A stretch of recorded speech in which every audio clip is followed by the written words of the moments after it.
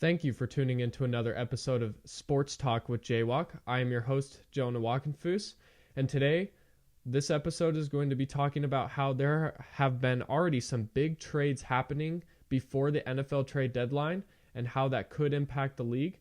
And we're also going to be doing an update on how the rookie quarterbacks have been doing so far in this 2024-2025 NFL season, so make sure to stay tuned for more.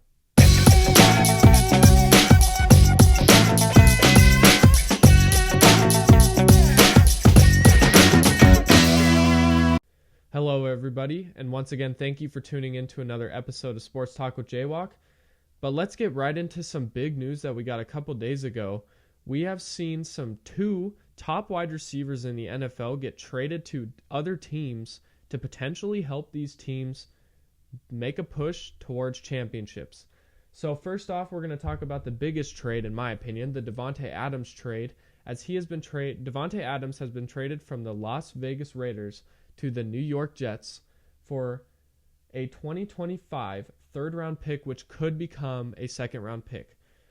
This is just going to be a quick topic just because there's not much to say about this. I personally think this was not the best move for the Jets, and I know some people might think that's crazy or something.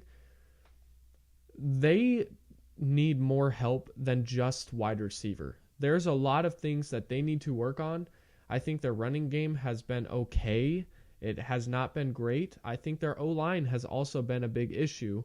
And honestly, I think Aaron Rodgers is starting to go downhill. He's still a great quarterback, but I don't know. I don't know. It didn't work in Green Bay with Davante and, Aaron Rodgers. We didn't really see much success. We saw Aaron Rodgers become MVP. We also saw Davante Adams just dominating, but they really couldn't even make it out of the NFC. And now they're in a stronger conference in the AFC, in my opinion, with, teams like the Chiefs, the Ravens, and the Bills, which we'll talk about here in a second. But I don't know. I really don't think this trade was that great for either team, to be honest with you. So I'm going to give this kind of a loss, unless the Raiders somehow draft someone really good in that third-round pick, or if it conveys to a second-round pick. And then the second trade, another big trade for a wide receiver, the Bills have traded a 2025 third-round pick and a 2026 sixth-round pick for Amari Cooper and a 2025 sixth-round pick. Sorry, I stuttered there, but the Bills and the Browns have made a trade. Amari Cooper is now headed to the Bills. I think this is a great trade for the Bills, on the other hand, compared to the Davante Adams trade, because the Bills now have a number one wide receiver, which, in my opinion, is one of the things that they kind of needed. So now they've got a good wide receiver core. They have a good tight end. They have good running backs. Okay, you've got Amari Cooper, you have Khalil Shakir, and you have Keon Coleman now. That's a decent wide receiver core. I believe they have Knox at tight end still, and then they have Cook at running back. I don't know if he's still injured or not, but this Bills team is going to be contending. They want to contend now. They are buyers into this trade deadline. They want to win now, and you can tell by that move that they made for the Amari Cooper trade. So, honestly, this is a win-win for both teams. I think the Browns need to move in a different direction. They need to go towards more of a rebuild, as this group has just not worked. We've seen it this year. I know Nick Chubb's been injured, but one player isn't going to change everything. So, obviously, they need to make changes at quarterback. I don't know if they will do that, which is kind of dumb if they don't. But either way, let me know what you guys think. Let me know who won these trades. Personally, I think the Bills won and the Browns won. I think that was a good trade, and the other one was kind of bad for both sides. But let me know what you guys think down below.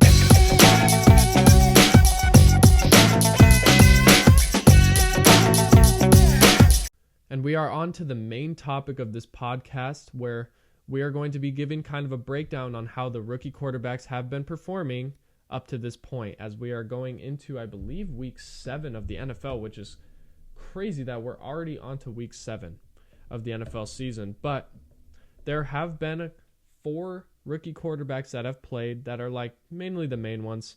We've seen Spencer Rattler as well. I'm not going to mention Spencer Rattler in this episode just because he wasn't a first-round pick. I'm only going to be mentioning first-round picks. But before we get into this, I'm going to put it up on screen real quick. You guys might see it right now.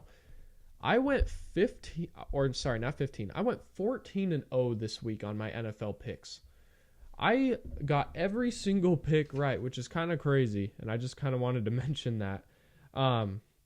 That's actually insane. Let me count this. Let me count my record now. I have gotten 35 correct, and incorrect I've gotten 25 incorrect. So now I believe I was 5 or 6 games below 500 before week 6 happened. Now I'm 10 games above. So that's pretty impressive to me, and I'm really happy about that. And hopefully I could keep that going into next week. But anyways, enough of rambling about myself and my amazing picks. Anyways, we're going to talk about the rookie quarterbacks and how they've been performing. So I'm going to basically go by rankings. I'm going to start with the bottom, and then I'm going to go to the top. So basically the bottom is whoever I think has been performing the worst, and then we'll go to the top on who I think has been performing the best so far. First, we have Drake May. He honestly probably could have been an honorable mention just because he hasn't played that much. He had his first career start versus the Texans. They did end up losing, and his stat line was he went 20 for 33, and he had 243 passing yards, which is pretty decent. Like, the thing that gets him is he had 3 touchdowns, which is great, but then he had the 2 interceptions. So kind of at a similar start as like what Bo Nix had. Obviously, I believe he had more passing yards, and he obviously had 3 touchdowns. So kind of a better start than Bo Nix, but you'd expect that from the 3rd overall pick in the draft. They lost. Obviously, they lost, I believe, 41-21. Let me just make sure that that's correct. Yes, 41-21. They lost that game. So, I mean, kind of a tough loss for the Patriots, but, we don't really expect much from them this year. They're kind of looking to get another high draft pick and then hopefully go up from there. Who knows? But, I just wanted to give Drake May a little shout out. I mean, wasn't the greatest game, but it wasn't bad. Then I'm going to rank. So now we've got the top 3. We've got Jaden Daniels at number 1. Then we have Caleb Williams at 2nd, and then Bo Nix at 3rd. So let's start with Bo Nix. Bo Nix has been okay to start this season off. He's helped lead the Broncos to the record of 3-3. I apologize, I cannot talk right now. My goodness. But no, he's helped the Broncos with a record of 3-3. There's been some very highs and lows. We saw their first win against the Tampa Bay Buccaneers. He played very solid, looked very comfortable. He almost threw a pick that game, but he didn't get a pick that game, so that's good for me. I don't want him to break Peyton Manning's record. But overall, he just looks more comfortable throughout the weeks. I mean, we look at the Jets game. He had a rough game, but it was in heavy rain. Even Aaron Rodgers had a tough game. Bo Nix somehow helped win that game with 62 passing yards. I mean, I can't even believe that. That's like almost all credit to the defense, but he did get a passing touchdown, so we have to give credit to that. And then they go against the Raiders, and he plays very well. He looks angry because it seems like Sean Payton was just not opening up the playbook for him. And when Sean Payton does, Bo Nix kind of cooks. Like, Bo Nix plays very well when he has an aggressive playbook. And it seems like Sean Payton only opens that up when they're down and it's the 4th quarter. That doesn't make sense to me. Sean Payton, if you're watching this, which you're not, open up the playbook for Bo Nix. He plays better that way. Let him be more aggressive. Stop with the check down. Stop with the screens. Let him make reads and progressions and make him throw the football. Let him progress. He's not going to develop by throwing a bunch of checkdowns. Let him work. He's also great with the legs. Use that. Okay, but anyways, I think Bo Nix has been very solid. I mean, I wouldn't give him like an A grade. I would probably give him like a C+. I think he's been okay. I think he's just been very inconsistent, and that's why I'm going to rank him so low. Next up, we have Caleb Williams. Let me check the Bears record just to clarify what they're at right now. The Bears have been rolling lately, by the way. The Bears are 4-2. Like, they have looked solid. Let me check Caleb Williams' last game. He went 23 for 29, so very efficient throwing. He threw for 226 yards. He had 4 touchdowns and an interception. That's a great game for Caleb Williams. It would have been nicer if he didn't have the interception. But overall, it seems like he's starting to figure it out. He's starting to figure out the offense that we all knew was probably going to be stacked because they added Keenan Allen, Roma Dunze, and DeAndre Swift in the offseason. Like, we all knew this Bears offense was going to be good. Caleb Williams got weapons, and he's using them well. And honestly, I'm really excited to see how this Bears team is going to look in the future, especially if this is Caleb Williams as a rookie. Like, he's going to keep developing, and I think this Bears team can be solid, but the one thing they need to be looking out for is that O-line. So, overall, though, I think Caleb Williams has been playing solid. He's led the Bears to winning. Like, they're 4-2 on the season, so obviously they're doing something right. And if I were to give Caleb Williams a grade, I'd give him a B. I think he could be better. I think the first couple of games it was a little rough, a little rocky start, but overall, he's starting to play a lot better, and I'm liking what I'm seeing from the Bears here. And yeah, Caleb Williams, I'm going to give, I'm going to bump him up to a B+. I'm going to give him the benefit of the doubt.